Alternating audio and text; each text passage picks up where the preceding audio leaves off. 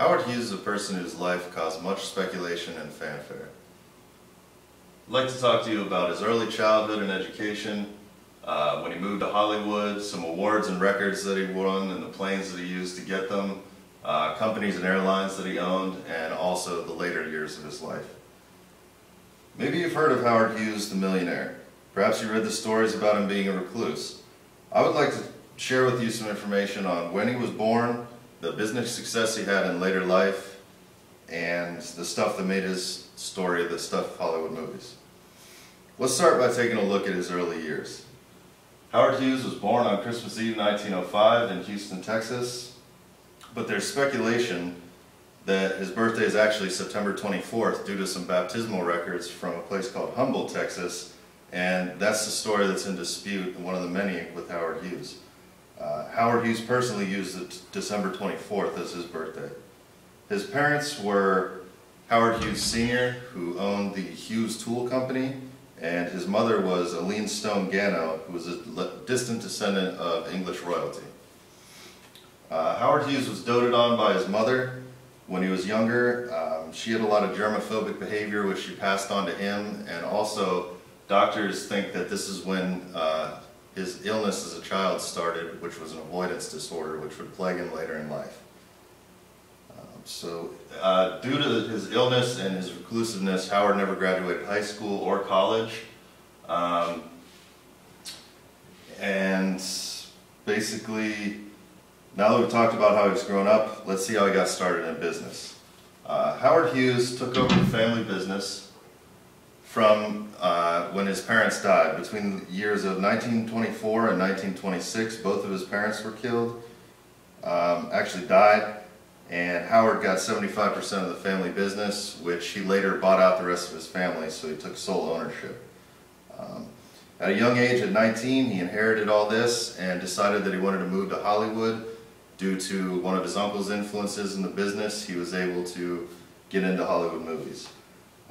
In 1928, he showed some success with a movie called 2 Arabian Nights, and during filming of this movie, he met a man named Noah Dietrich, who later would become one of the chief executives in Howard's company.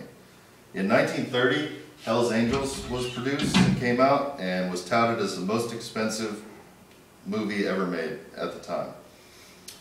In this movie, Howard bought a personal collection of planes, which was the largest private collection in the world. He also even had a German dirigible just to crash and burn in that movie, which you can see in the picture there. Due to Howard's perfectionism and obsessive behavior, it led to one of the biggest budgeted movies and highest costs in production because he would make them constantly reshoot scenes. So during the shooting of Hell's Angels, the flying spirit took hold of Howard Hughes and pushed him to found the Hughes Aircraft Company and become one of the world's most renowned aviators. So,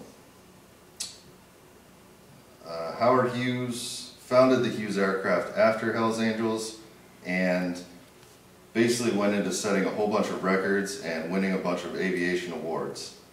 As you can see, he won the Harmon Trophy, Collier Trophy, the Octave Chanute Award, and a Congressional Gold Medal for advancing aviation and being a credit to his country.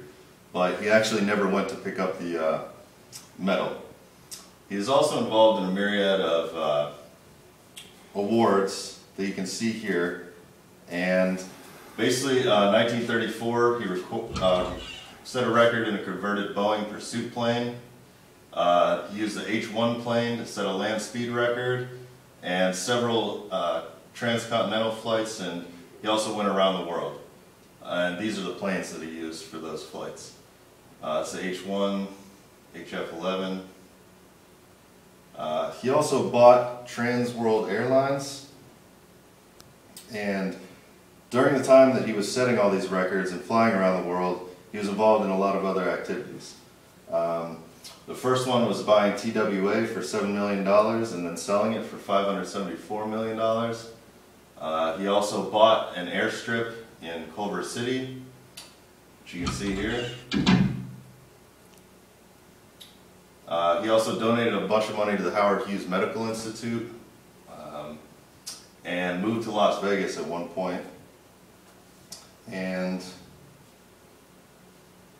basically he bought into some casinos, and after that, that's where his recluse behavior came out. He bought a floor of a hotel and actually refused to come out of his room for a few years, and basically on his way back from Mexico, he died on a plane headed back to Texas on April 5th, 1976.